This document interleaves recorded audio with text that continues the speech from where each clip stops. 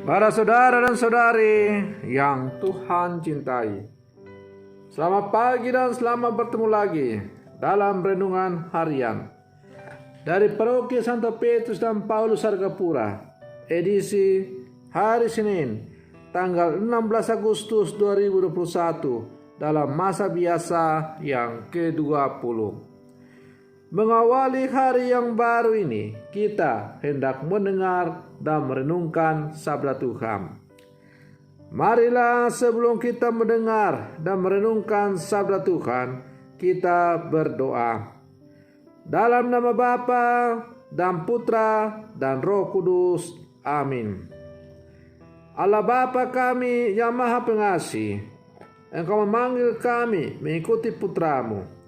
Kami mohon, perkenankanlah kami mewujudkan cinta kasih yang teladannya telah diberikan kepada kami. Bersabdalah ya Tuhan, kami siap untuk mendengarkan semua sabdamu yang hendak kami dengar dan kami renungkan untuk mengawali hari yang baru ini.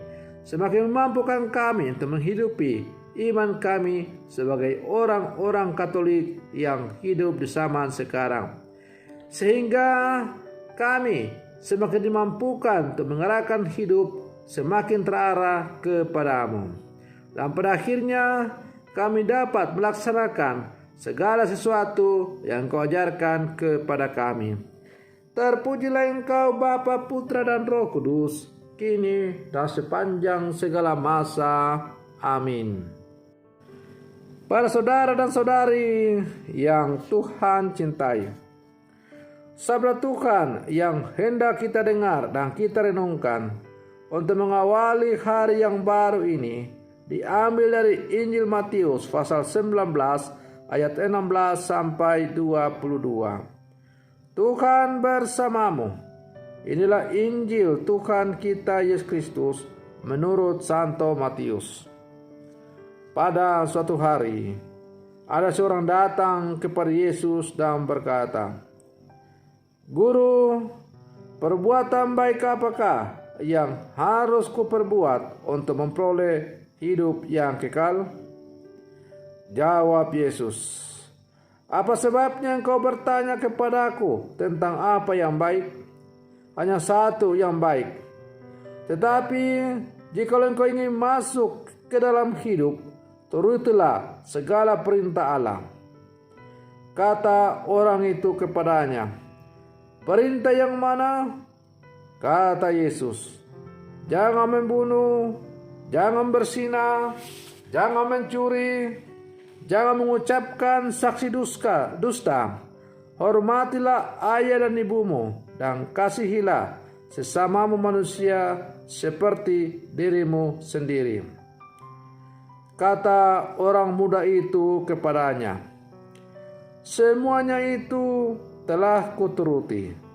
Apalagi yang masih kurang?"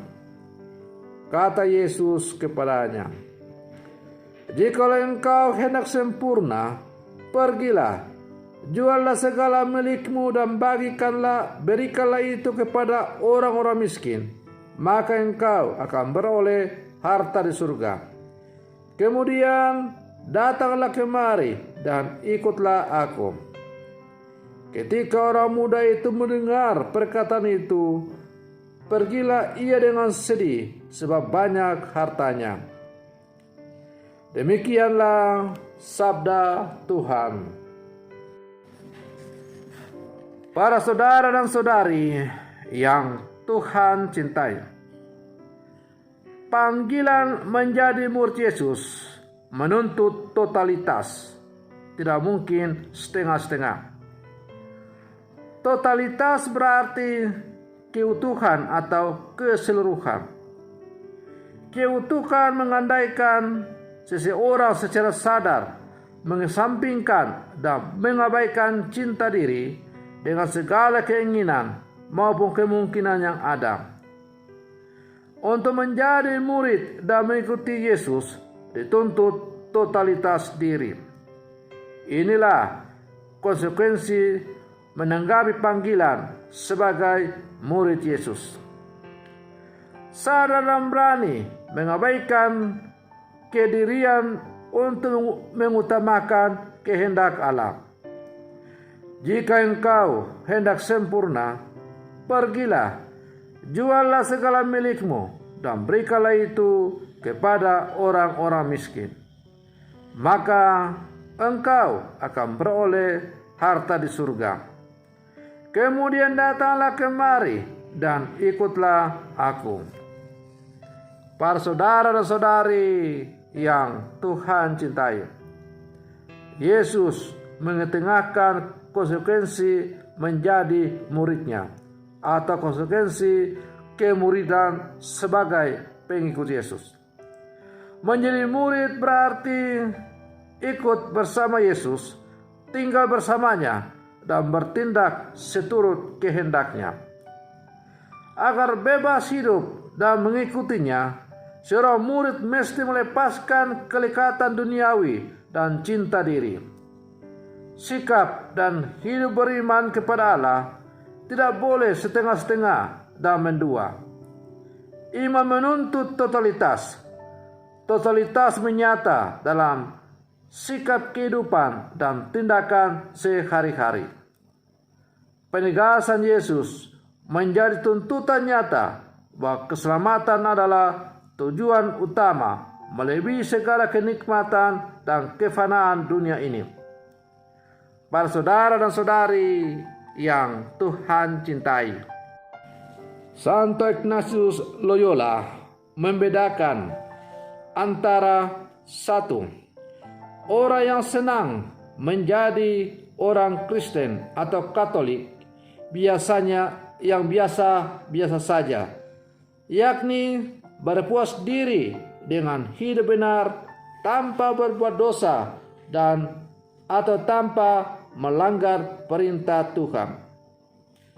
Yang kedua adalah orang yang tak cepat puas diri dan mau menjadi orang Kristen yang unggul, yakni dengan tidak sekedar tak melanggar perintah Tuhan, tetapi mengikuti Yesus secara lebih radikal.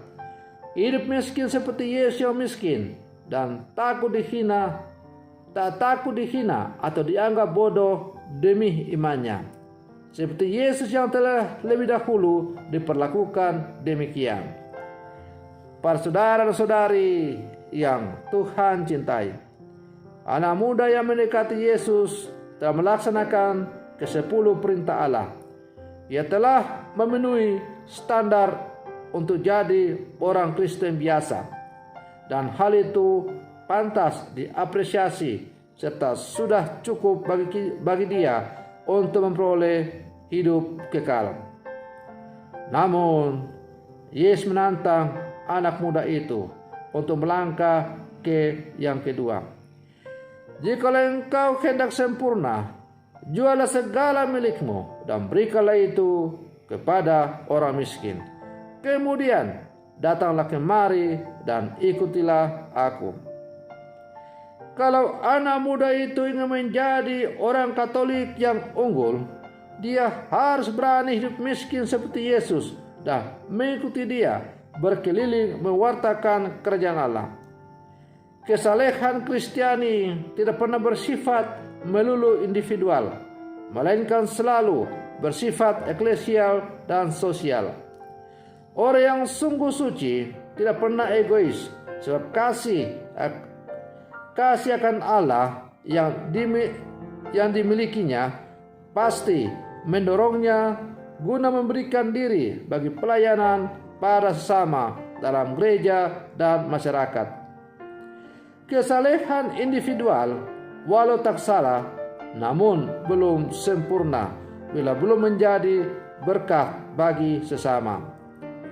Para saudara dan saudari yang Tuhan cintai, sebagai murid-murid Yesus yang hidup di zaman sekarang, kita tidak hanya cukup menjadi orang-orang Katolik yang biasa, tetapi kita harus menjadi orang Katolik yang unggul, yang luar biasa. Itu berarti kita harus menjadikan Yesus menjadi pengikut Yesus yang sungguh-sungguh radikal. Menjual segala yang kita miliki demi untuk pewartaan Injil. Menjual segala yang kita miliki dalam arti zaman sekarang yang saya hayati adalah bahwa apapun yang kita miliki itu tidak boleh kita jadikan jadi milik pribadi supaya kita disanjung, dipuja, tetapi semuanya itu harus diarahkan untuk mengantar orang bertemu dengan Tuhan. Dan pada akhirnya Tuhanlah yang menjadi tujuan seluruh orang itu. Para saudara dan saudari yang Tuhan cintai, tidaklah susah untuk mengerti apa yang saya maksud.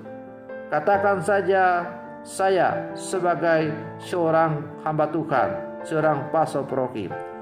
Segala yang saya miliki atau anugerah panggilan sebagai pastor paroki adalah lambang kekayaan yang Tuhan berikan kepada saya. Sebagai seorang imam, saya berjuang untuk mentaati apa yang telah ajarkan Tuhan kepada saya. Tetapi tidak cukup hanya hidup baik sebagai seorang imam. Saya harus menjual segala yang saya miliki demi untuk menjadi kemuliaan Tuhan.